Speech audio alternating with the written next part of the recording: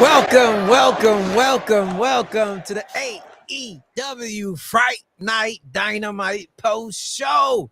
It's your boy ABE from DET. I'm that ball bro from the NYC. It's your boy Roze at He Just Funny. Great show tonight, top to bottom. Way to kick off the Halloween weekend. That Bandito, I'm gonna let you talk about this bar, bro. Talk about that Bandito segment with his grandmother. That trailer was amazing.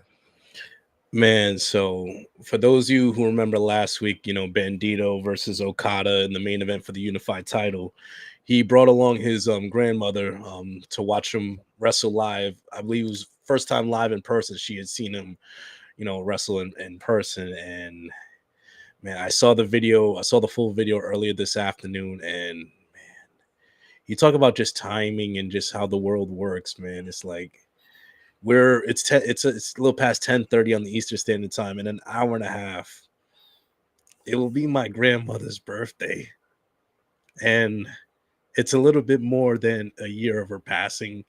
And it's like, man, I've never met Bandito. He ain't never met me, but you want to just talk about just the universe just lining up. Like, I'll be honest, it's been a little rough this month. This past October 7th, you remember getting that phone call of her last breath on earth, and then tomorrow you have to remember it's her birthday. And this month is rough.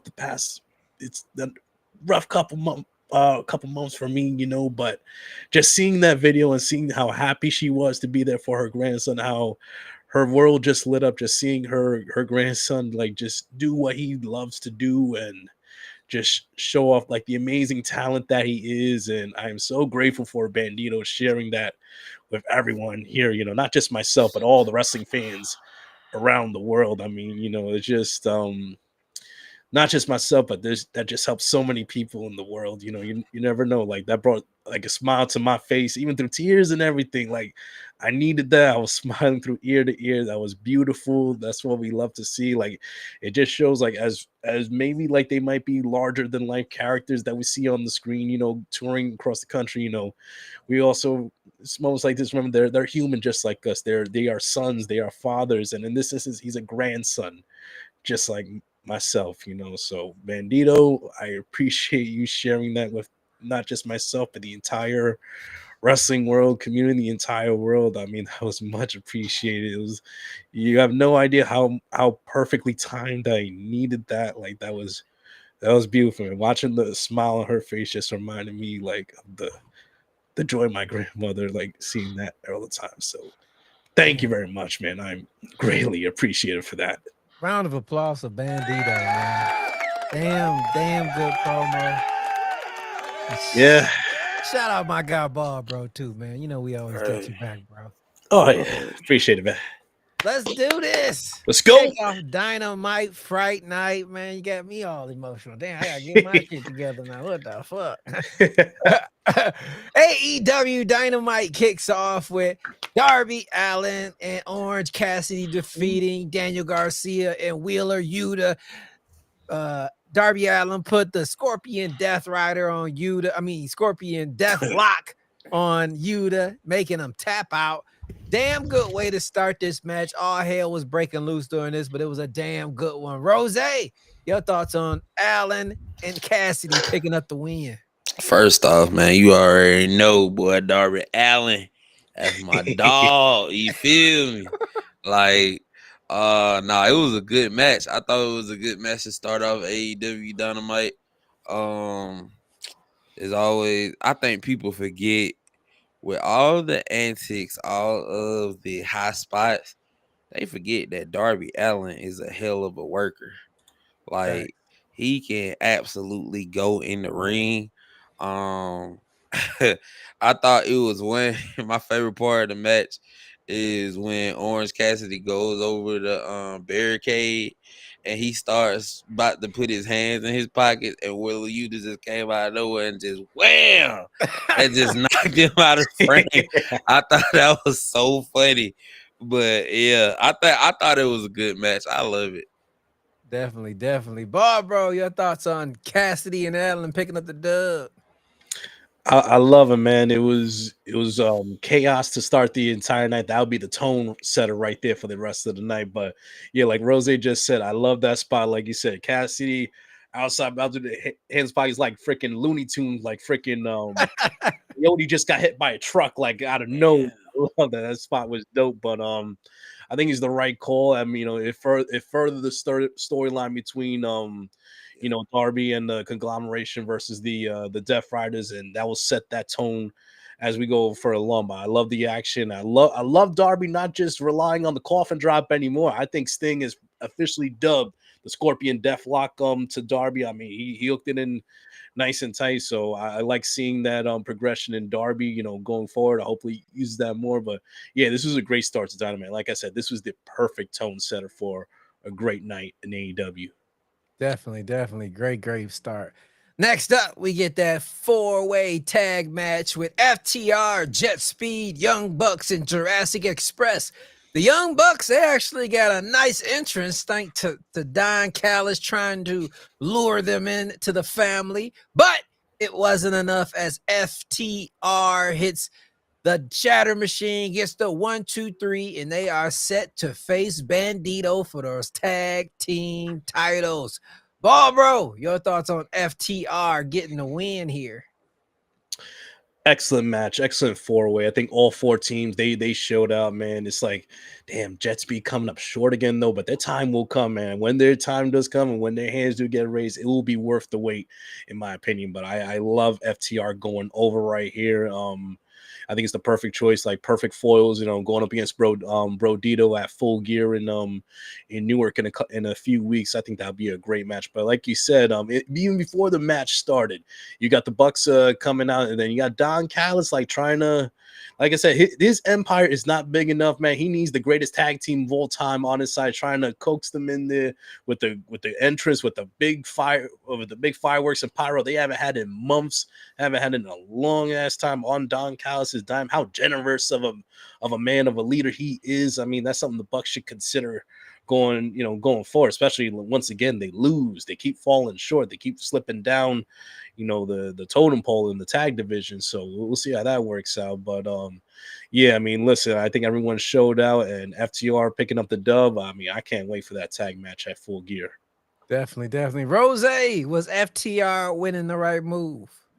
I think so. I think FTR winning is the right move. I mean, you could have had Jet Speed win, but like I said, I think it would be better if Jet Speed goes ahead and they go against like some bad guys instead of Brodito. Um, I do think it's a good thing, but the thing about the Bucks is that it would be so nice if they do join the Don Callis family, especially if that's how they end up getting rid of Takeshita. Is having them join, of course, with Okada and him bringing them into the family. And it was so funny when they got their pyro because they ain't had their pyro in so long. They got scared of it when it I got got a off. little scared. They got scared of with it with but yeah, I mean, me personally, I wanted Jurassic Express to win, but I think FTR and Brodito, that would be a good match. Yeah, they're gonna tear the house down with that one, guaranteed. But you brought up the Don Callis family, so that takes us to this great summit that they had trying to make peace. They all gave their points of why the family is the family, and that picture that they had with Don Callis with that familiar tattoo with the whole group behind them, that was absolute priceless right there. I want that portrait on my wall, no Diddy, but that was amazing. During the summit, you didn't see Takeshita, but he did. He comes out there. Don Callis lets him know, we've got to squash this beef with you and Okada right now. Shake hands. It was kind of forceful. He was kind of telling him what to do. I didn't like that for 1 second, but Takeshita goes to shake his hand. Okada reaches out and says, "To hell with you," flips him off, gives him the bird. I was cracking the hell up. Yeah. But Don Callis said that they have got to prove themselves. They're going to fight in a tag team match together at Collision. that this summit was priceless. Roze, your thoughts on the Don Callis Family Summit? I thought it was hilarious. It was funny. And then my thing is after Okada flipped him off, he was so happy with himself. Like he was just smiling and just cheesing. He was so happy with himself. But yeah, I think it's definitely geared towards to where Don has to choose a side, basically. And I think the obvious side is Takeshita Right. is getting Takeshita out, probably. I feel like choosing Okada's side because like Takeshita is the one that seems like he's not a part of the family for real. Like they all came out there together. Takeshita came out there last. Like it just everybody congratulated Okada on last week, and then Takeshita came out there last. Right. So it's like it's starting to be a pattern where it's starting to look like, oh, okay, Takeshita might be feeling himself a little bit too much than to be in his family. So I don't know. I think they're gonna end up jumping on him. Right. Barbro, how'd you feel about the Family Summit? You hate to see it, man. You hate to see a family torn in its core right in front of your eyes, man. It's disgusting to see right there, man. Brothers don't fight, brothers hug it out. But Okada, like, listen, that is 100%. If you are a little brother, that's what your big brother does right there. That's what big brother does right there. Kazu got big brother energy right there, and that's what he looks at Takeshi. He looks at him as little bro. That is little brother right there. That's his. I mean, that's what it is. Like that's where we're going right here. But it's just two big dogs that will not stand down. They are too stubborn. They're two alphas in the ring right there. Ain't no one gonna bend the knee to the other one. So, like you said, it is gonna come to a head where Don Callis is gonna have to choose which one he's gonna go with. But the one I'm interested in most throughout this whole situation, where their allegiance is gonna lie. What Kyle Fletcher, him and Takeshita? I mean, they boys. They were day one Don Callis fans. Like him and Take, they like brothers. So, man, like it's gonna come a point where it's gonna be Fletcher that's gonna be the one that's gonna like be like freaking like Julius Caesar remake, like Etu Brute, and bam, stab him right in the back where you don't even notice it. Like I said, you hate to see families just torn apart like that, but that's where we're heading. I mean, they got the tag match on Saturday against freaking Max Caster and Anthony Bowens of all people. You got two teams who ain't gonna be able to get together. So who knows what the hell is gonna happen? Like I have no idea, but man, we get closer to that full gear card. It's just gonna get ramped up like from a 10 to 100 real quick. Real quick. Got a comment saying, who is this? Shavas. Yeah, saying I can't wait to see that match between the two of them. The whole world can't.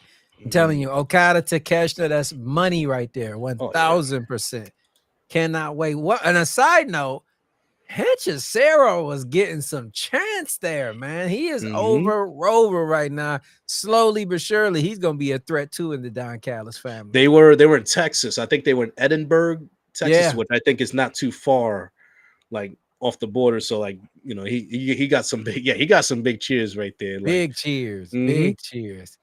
Next up, we get Jon Moxley versus Kyle O'Reilly. This was a damn good technical match. A lot of jiu-jitsu brawling, but it ends in a double count out as they couldn't get in the ring. Damn, Aubrey got her head taken off by Marina Shafir. The Death Riders come out. The Conglomerate come out. Briscoe says he's sick of this shit. Darby says the same thing. And Cassidy says, I got an idea. Blood and guts. So it looks like it's going to be Darby Allin and the Conglomerate versus the Death Riders and the male Blood and Guts. We already got the female lined up, not a male. That is going to be one hell of a card. Bro, your thoughts on this one, man? Man, listen, you can give me Kyle O'Reilly and Jon Moxley every week on Dynamite, Collision, pay-per-view. Like, these two cannot have a bad match. Like I said, you know what it looks like? It looks like you in the damn your local Brazilian jiu-jitsu gym, and these two are just rolling in the cage, like the transitions, the submissions. Like, I mean, it's just flawless. Like the back and forth between them two, like their chemistry is just on another level. And like I said, you look at the de-evolution of John Moxley, like that confidence, that swagger, it's been slowly deteriorating. Like in this month, like insanely. Like you saw last month, like where he panicked, he thought he was gonna attack. He had to take out the ref last week. Of course, he got Aubrey. I'm like, nah, he ain't gonna he ain't gonna lay his hands on a woman. He won't. They get the they get the double count out. He ain't gonna lay his hands on. But Marina came in there and bam, put Aubrey to sleep. I'm like, oh, all right, why Aubrey got to catch a stray? What the I'm hell? like, it ain't her fault that double count out, but whatever. Like you said, Jesus Christ, damn, we getting this male blood and guts match, like Darby and the Conglomerates versus the Death Riders. Like, man, it's gonna be bloody, it's gonna be chaotic. And listen, this is not an accident that we're getting two blood and guts matches like 2 weeks before Survivor Series War Games, where they are gonna basically, they're not saying it out loud, but they're gonna say it with the matches they're gonna put on. Like, there's levels to these double ring, double cage matches right here. Like, Right. we are gonna go to, on scale of 1 to 10, it's not even rated what we're gonna do. Like, I mean, they're both gonna over deliver and knock it out of the park. And then you're gonna see 2 weeks later in San Diego War Games, and it's gonna be like playing patty cake or hopscotch out there. You know what I mean? But nah, I can't listen. You know, nah, I'm joking. It's two different companies, so two different matches. But you know what I mean? Like, I cannot wait for this men's match. Like Darby, Briscoe in that cage, they gonna go off. Like, and Moxley in there as well. Like, ooh, somebody might be leaving in a body bag. Definitely. Roze, how'd you feel about this double count out? I thought it was good. First off, Kyle O'Reilly is probably so underrated as far as being a wrestler. A lot of people forget because, like, most of the time he's been in groups with like Adam Cole and Roderick Strong that people like put ahead of him. But Kyle O'Reilly can wrestle too, and like John Moxley, of course, it feels like I ain't gonna lie, man. He might. I hate to say it, but it feels like when it comes to wrestling, he might be the best of the Shield. To be honest, like it just feels like that. Like he Oh man, wrestles. you just stepped in it. You just stepped in it. Are you kidding me? The Roman stands are. Do you not hear that foot? Do you not hear that rumbling? Those are the Roman stands. My thing is this though. He wrestles every week. He wrestles every week, and he wrestles his ass off every week. I know. He's going against people like Kyle O'Reilly. And don't tease them Seth Rollins fans. Like, they don't like it. I found that out last week. He just said better than the tribal chief. I'm sorry. Like, I feel like you're not the one.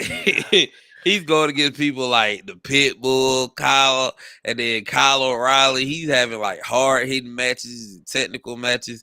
But my thing about the whole segment was like Briscoe saying they got a plan, and Orange Cassidy didn't want to say it. And then when he said it, he was like, blood and guts. Like, right. I don't want to do this. but I thought that was hilarious. And I think it's going to be lit that we got two blood and guts matches for real. I'm excited about that. Definitely. And to those Roman lovers, Roze said that, not me. I still think Roman is the one. That guy said it. Said it. I have every week, man. I have crawled. Listen, I believe I'm with you, Roze. I'm with you, but listen, I've been crossing paths. Like, I've been like playfully like just throwing little jabs at Roman and Seth fans here and there, and it's like, like, yo, just I'm kidding. Chill. I'm not gonna lie though, with Seth can't do it because of the injury. So like before the injury, Seth was the best, but then after the injury, I think when Moxley left and he went to AEW, he went to New Japan Pro Wrestling, and he's had different type of matches. He can do death match wrestling, he can do hard hitting wrestling, he can do technical wrestling. Like, come on, that's the best. You're right. I'm not arguing with you one bit. But two people who were arguing, Chris Statlander and Mercedes Moné, going at it. It leads all the way to the ring, and out comes Mercedes' tag partner. Mercedes hits Statlander with this bank statement. Then Athena hits her with the O face off the top rope, and out comes Willow and Harley to make the save. That tag team between Mercedes Moné and Athena is goddamn deadly. There's another one that we're going to talk about a little later that's deadly that just got created, but I'm looking forward to seeing Athena and Mercedes Moné. That was just a quick side note to that little thing right there. How you feeling about that Athena and Mercedes, bro?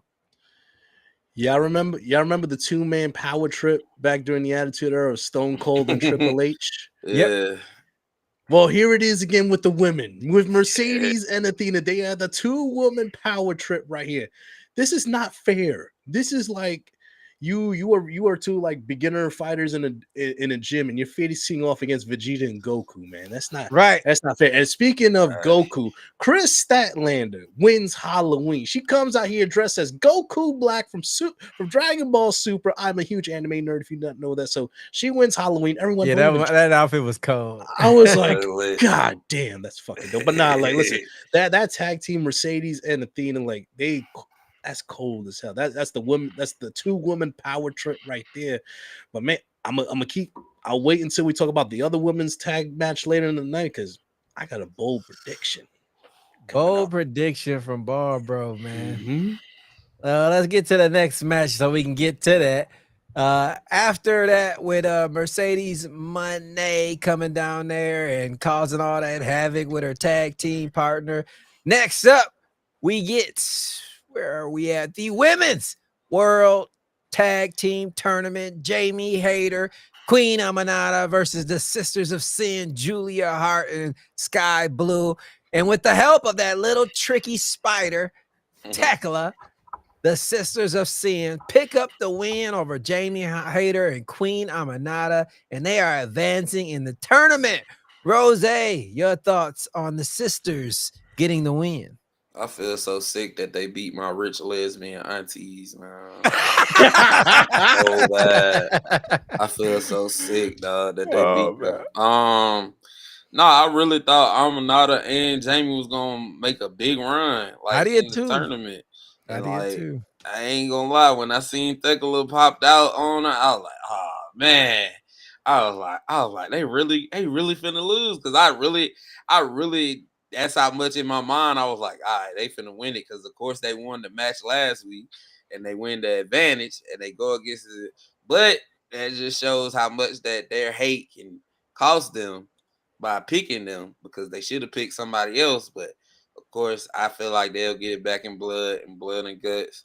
But yeah, I think I don't know. I would say Sam and Sisters probably a low-key dark horse in the tournament to win. But yeah, the team that got together tonight, I ain't gonna lie. That's crazy. Right. Bro, how'd you feel about Sky Blue and Julia Hart picking up the dub? Like Roze, I felt some type of way, man. Out for first round exit for the rich aunties at the end of the bar, man. I guess that's what everyone was saying on Twitter. Like, yo, we saw your vibe from across the bar, but then the Sisters was like, fuck your vibe. You're going home first round, man, because we got a triplet Tekla underneath the ring, just doing creepy.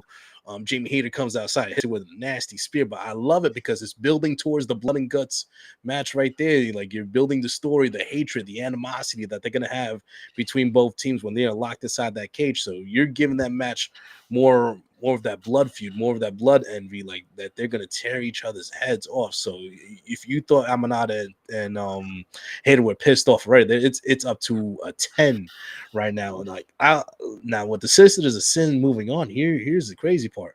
They face the winner of Mercedes and Athena versus Willow and Harley.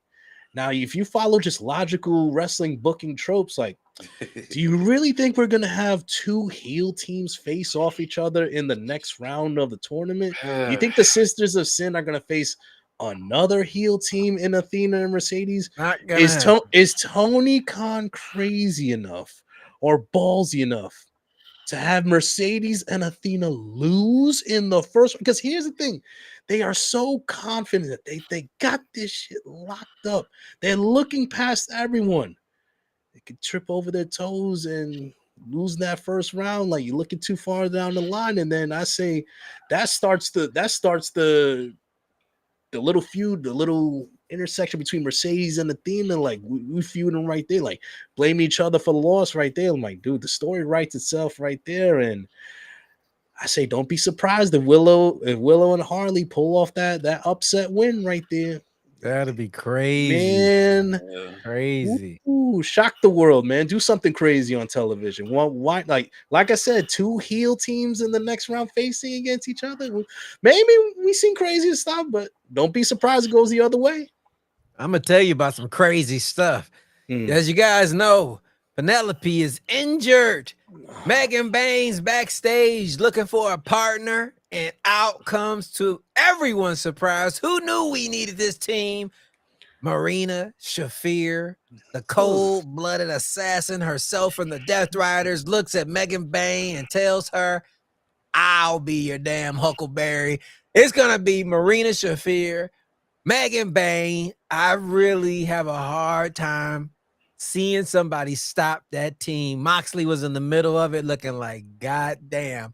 God bless whoever has to go up against the two of them. Roze, your thoughts on this new tag team with Marina and Megan? It should be unfair. Like, it should be unfair. We watch Marina whoop guys' asses every week. Right. So now she get to put her hands on women.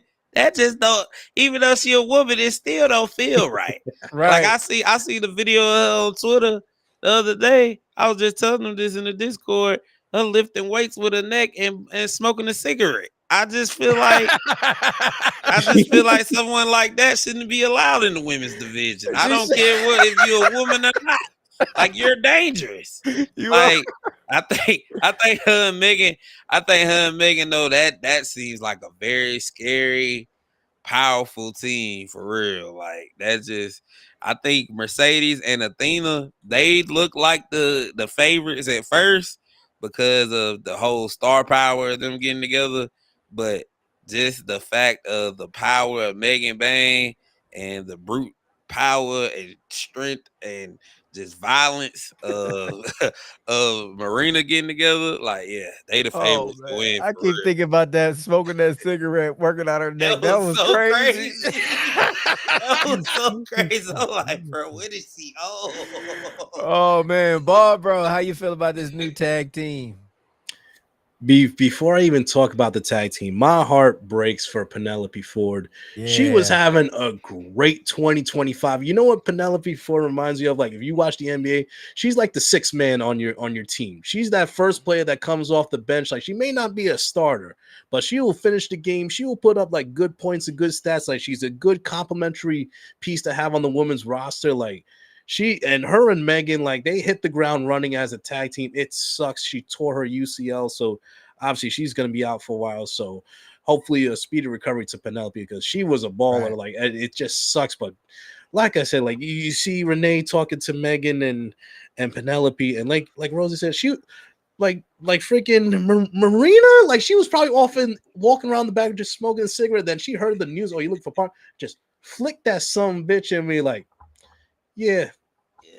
We doing this, and then we were all John Moxley when Moxley came around the corner. He's like, oh. Right? These two together, damn. Like, these two. Oh man, like, goddamn, that's a goddamn ringer right there. Like, imagine it's a high school game. Your starting running back goes out, and then you get someone from like the college level, pro level. Just stick right in. Like, don't worry, you're 18, and just slip $100 bill to the ref. You're all good. That's just not fair. But I don't know. I think that side of the bracket of the tournament is going to be in the final. I think that's taken care of who they face. But oh man, that's gonna be some cinema. Megan and Marina tagging together. Like, take all my goddamn money. Right. Take it all. Jesus. Oh man, that leads us to the main event, number one contendership for the AEW World Championship, Fatal 4-Way, Samoa Joe, Hook, Bobby Lashley, and Ricochet. And at the end of the day, Samoa Joe chokes out his little protege Hook, advancing to Full Gear to fight for the AEW World title once again. Afterwards, they have a contract signing. They beat up all the guys. I swore it was he was in that State Pup Marshmallow Man outfit again. Mm-hmm. Was not. They laid out all those jokers. Tony Schiavone's talking in the back, giving them a cheers. But it wasn't Tony Schiavone the whole time. It was Hangman Schiavone who laid out the ops, then hit Samoa Joe with a buckshot lariat, setting up their world title match. That ending fooled me. I thought that was Tony Schiavone in the corner, and then I started hearing it. I was like, oh, hell no, you done fooled me. Damn. Roze, Samoa Joe getting a rematch at that World Championship. How you feel about the main event? Oh, what's so funny is that when the match was announced, it was people on Twitter that was like, man, what is Hook doing in this match? It was so many people. It was even somebody that even tweeted out the match. They gave everybody capital letters: Bobby Lashley, Ricochet, Samoa Joe, and Hook.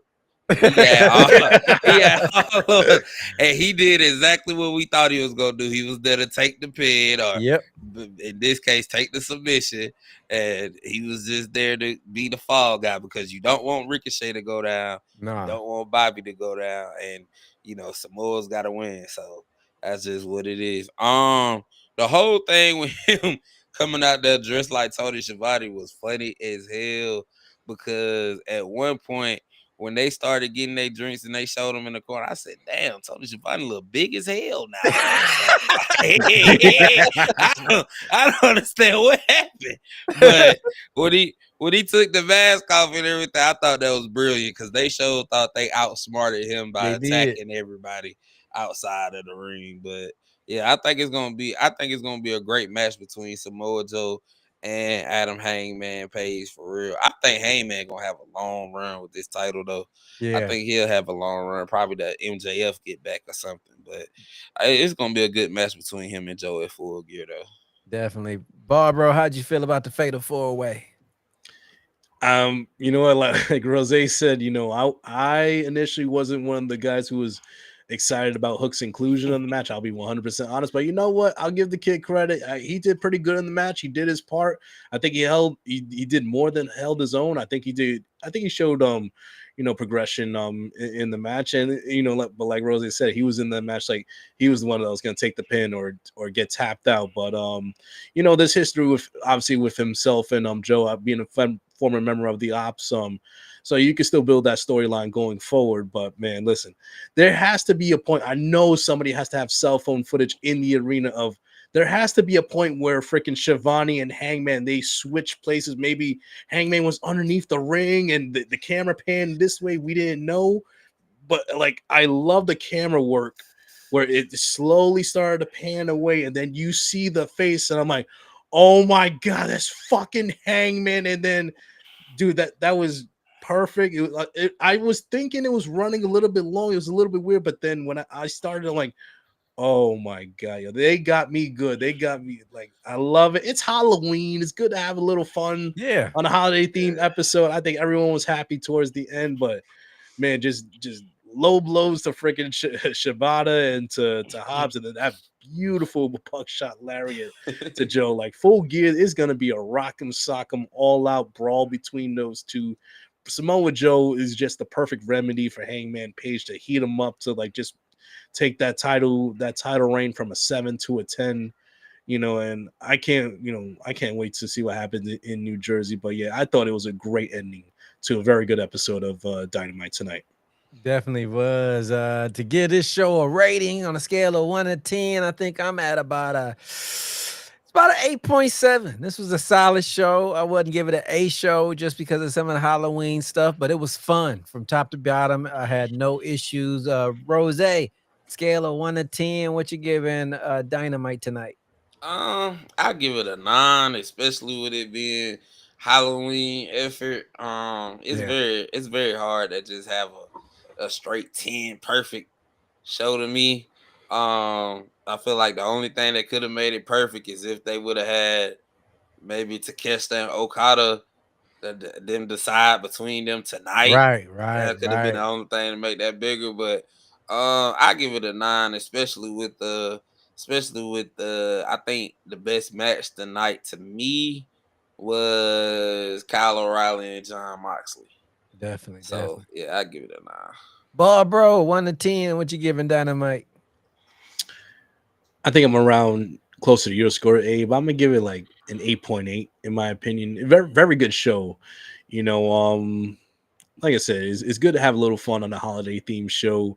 I thought it was great. I mean, you progress some storylines, some great in ring action. The 4-way tag match was amazing. I love the finish between Mox and O'Reilly. Like I said, I can watch those two every damn week over and over again, and I would not get bored. And now you're gonna put them in the blood and guts match in a few weeks, like in Greensboro. That's gonna be amazing, and I cannot see what the women are gonna do in their blood and guts match as well. And like I said, look out for Athena and Mercedes. I mean, I think it's too spot on, too on the nose for them to run through the tournament. I don't know. I feel like as great of talents they are, just think about the massive egos that they got between them two. I think that could be their downfall in the tournaments. But yeah, I give it a solid 8.8. 8.8 from Ball, bro. Before we get out of here, let's get a couple plugs in. Roze, can you tell the people how they can check out your show Out of Bounds, brother? Yeah, Out of Bounds Radio is me, Jalen, Mikhail, T Ward. We talk about sports every week. Every Thursday is a new episode coming out. Tomorrow night, it's gonna be about a bunch of sports news that goes on during the week and during the time and things like that. Of course, you can always go follow us on YouTube, and that's at Dream Noise Media on YouTube, Dream Noise Media, and you can follow me on TikTok at He Just Funny. So yeah, that's what we got going on. Ball, bro, talk about that group chat wrestling. Group Chat Wrestling Podcast. We just dropped episode number 69 earlier today. Available on 6-7.